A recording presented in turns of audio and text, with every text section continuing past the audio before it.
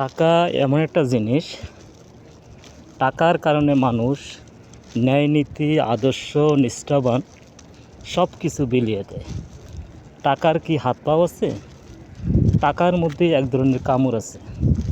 টাকার কামড় যারা সহ্য করতে না পারে তারা অত্যাচার, নির্মম, নিষ্ঠুরতা এবং অত্যাচারিত হয়ে যায়।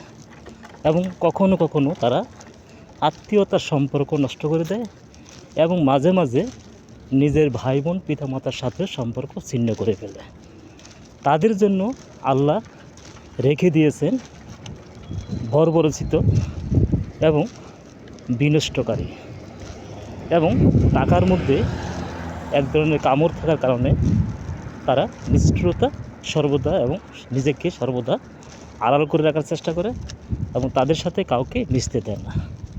তারা মূলত একটা অহংকারী ভাব নিয়ে চলে। যারা টাকা কামড় সহ্য করতে পেরেছে তাদের মন ঠান্ডা এবং শীতল থাকে।